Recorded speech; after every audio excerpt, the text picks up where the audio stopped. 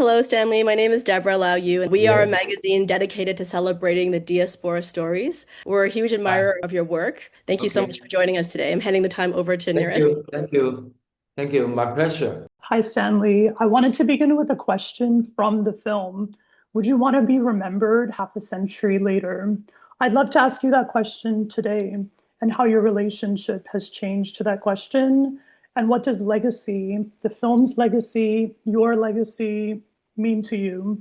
Actually, I'm kind of the director that at time that I have the idea and I feel that I have passion to tell the story, to make the film. I just go for it. I just go for it. And even calling that those films I made, including my second film, Love Unto Waste, Rouge, Center Stage, I just certainly at that point, I have certain reason and passion that I have to say I have passion to make the film, to tell the story to the audience. I don't care about the box office or the reviews about the film. That's the way I make films. So including Center Stage, um, you know, as what I worked with Anita Mui for Golden Harvest Film Company, we made Rouge and got pretty good box office and review. So that's why Golden Harvest asked me to work with Anita Mui again. When I was in teenage, in middle school, I got chances to see those old films, including Ruan Lingyu's silence movie in Hong Kong Film Archive. That I have to say that era certainly was the first golden era of Chinese cinema from old Shanghai's film. So I love those films.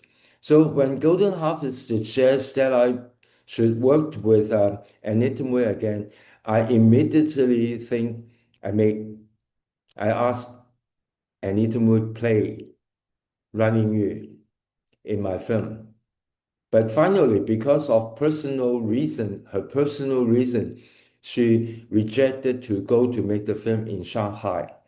But I couldn't make the film in Hong Kong to build a set because the whole story, including Running Yu's life, was happened in Shanghai. So that's why I cast Maggie Cheung. And at the same time, we really did 1.5 year research, including Beijing Film Archives. They just let me use the footage of old Shanghai's film, including Running Yu's silence movie, and the photo and the notes and everything, including interviewing directors, actors, and actresses. They still alive in 1991 from 1930 and 1940, old Shanghai's film industry. So I got those materials and I still I just thought that maybe there's another way. Instead of a traditional biography about a character, we better try to do something else that make it happen. So at this point, after 35 years, I made the good choices. I agree. I think you made very good choices.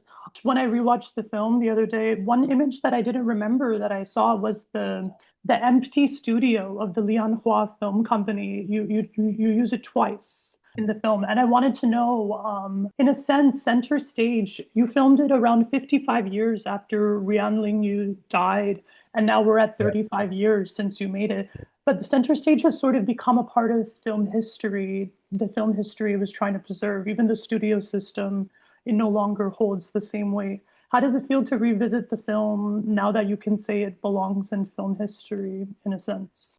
So actually, as I told you about the golden era of Chinese cinema, the first generation golden era of Chinese cinema from Shanghai. So that's why you notice the film, not only the director worked with Running Yu showed up in the film. There was a bunch of other directors, even they didn't work with Running Yu, still showed their character, how they deal with filmmaking in the film, including Fei Mu, including Wu Yonggang. They never worked with Ruan Lingyu.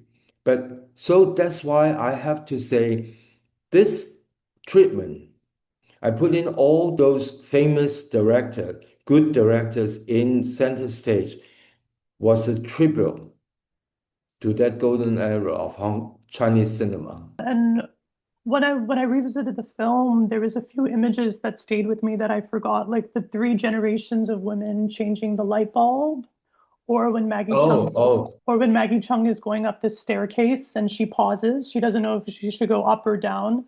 Is there an image from the film or a memory from making the film that remains with you, or recently had taken on different meaning for you from center stage? About the stair scenes, certainly during the research, we noticed at the final status of Ruan Lingyu, Cai Chusheng, the character Tony Leung's played, directed just only one film. That was New Women in the last stages of Ruan Lingyu. But certainly, according to the research, they have some emotional content.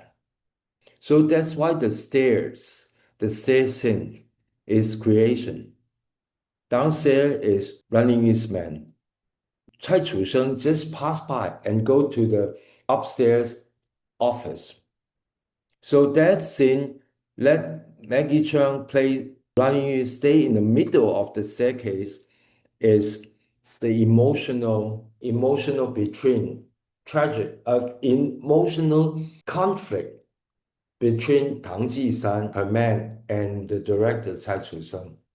And the other stair scene, the first stair scene is Ruan Lingyu prepare a ring for Zhang Daming, for his first man, for her first man. And when Zhang Daming came back home, he had to climb up the stairs, but Ruan Lingyu came out from the first floor and go downstairs in the middle of the stair. Ruan Lingyu gave Zhang Daming the rings. Certainly, according to the research, we knew that even Zhang Daming came from a wealthy family, but at this point, all the support, economic support, living support, all from Ruan Lingyu. So it's kind of the relationship between man and woman, but that tells something behind the scene. Yeah, I love that scene so much. Thank you for that. Early on in the film, Maggie says to you, because you're a part of the film also, she says, "We share similar fates," when you tell her about Ruan Lingyu.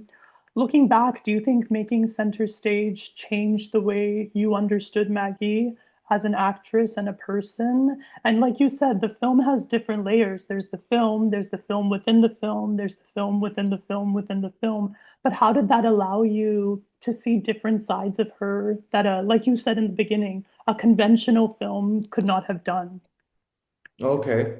Actually, since I cast Maggie Cheung, during the preparation, she did suffer about her love letters to a boyfriend in States, expressed by the media to the public. She suffered a lot from that.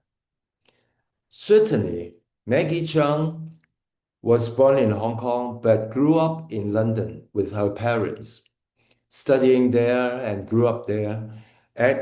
Especially in early 90, we make the film in 1991. Maggie Cheung certainly was much more open-minded woman, even as an actress. She suffered deeply from the status of Ruan Lingyu in the 1930s. But she had, as Maggie Cheung herself, she had her own attitude to deal with the press. That came out maybe in the same kind of media suffering case, but Maggie Cheung had different attitude deal with that. So it turned out to be the way I make the film about Ruan Lingyu is not only the whole film about Ruan Lingyu, about two women, Maggie Cheung and Ruan Lingyu, in different era. That for me that was quite interesting point. Yeah, and it's very beautiful. But also you, like I watched your documentary Yang and Yin, and I also think like those scenes where Maggie, like when she's when the press is around her and she's very aware of the controversy. Do you think that the film was a mirror about a queer filmmaker and public visibility? Did you feel in any way that you were also seeing something in those two actresses with yourself? Because I think as a queer Oh, filmmaker, that's certainly because we made Center Stage in 1991. Even I didn't make Yin and Yang. I made the Yin and Yang documentary in 1996, okay? But as we were so good friends, very close friends.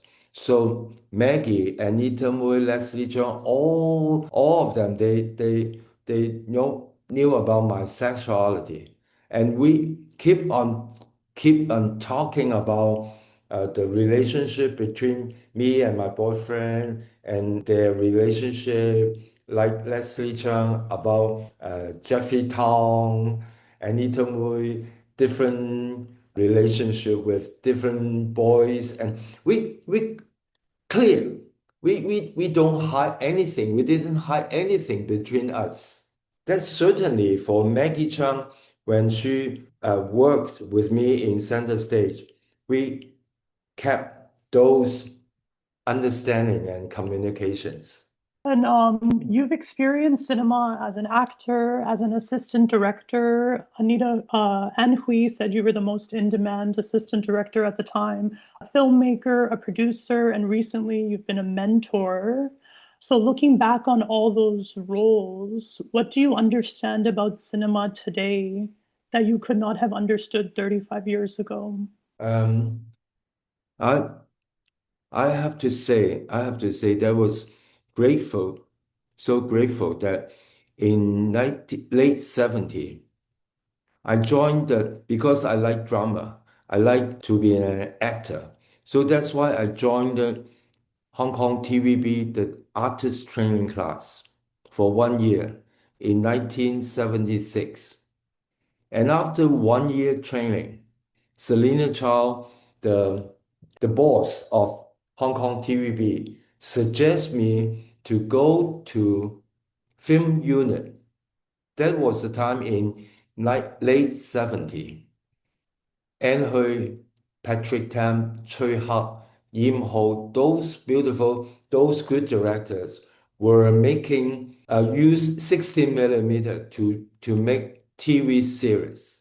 So Selina Charles suggests me to work as assistant director for them for 4 years till early 80s. Those directors started to make big film and they asked me to be their assistant directors.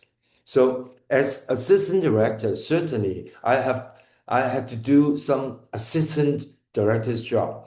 But on set, when they how to guide the actor and actresses, how to communicate with the photographer, art director, that's that's the way I study a lot from them, learn a lot from them. So when I when I got the chance to make my first film in 1985, certainly those details, how to work with actors and actresses, work with the crew, how to set up the composition of the frame and all that. That's certainly the details, what I just observed made me have made me have some confidence and something that I knew at least knew how to be a director in a good way. What gives you hope for where cinema is heading next, the future? Oh, world cinema. I have to say the most the appreciate and I love also Tokyo Story, the Japanese director. No matter the film was made in 1960s, black and white, and the relationship between the characters and how the interaction with the characters and the space also still my number one director in the world for all time. So even now I'm teaching in City University in Hong Kong. I I show them Osu's Tokyo Story, all Osu's old films. There's some basic things for a good film that always need the way that I appreciate Osu-san did it. So Stanley, as you're saying, talking about the film, I just thought, the names you named are so iconic. Mo Yinfeng, Lau Galing, like Okay. these names, when you hear them, I watched them growing up, obviously. I've seen some of your films growing up, and it's just so iconic, right? And you've worked with Ah, some of the biggest stars in the golden age of, Chinese cinema, but also yeah. Hong Kong cinema. Is there a Mhm. movie that you really want to make that you haven't made yet?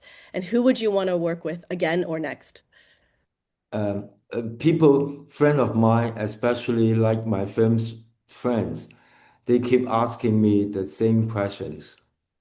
And sadly, I have to say Anita Mui. But unfortunately, she was gone 23 years ago. So Mhm. that's why the people keep asking me, why don't you make Rouge again? I keep telling them, give me another Anita Mui and Leslie Chang. Mhm. So sad. Thank you so much for your time. Is there anything you'd like to say to our Toronto audience to support this Oh, new 4K production? This is I our hope Fête I Chinoise hope audience. the audience will go to see Center Stage, and Maggie Cheung is really good in the film. She deserved it as a Best Actress in Berlin Film Festival and other some 8 or 7 Best Actress award for the film. She deserved that. Yes, and congratulations again from this new generation of the accolades that you received with this film because it Thank was you, thank also you, very well thank deserving. And thank you. you so much for all the great work you produce so that people like us can be blessed with watching and I will enjoying keep and going, diving in. Deborah. I will keep going. Okay. Yeah. Thank you so much, Stanley. Nice, so nice to talk to you.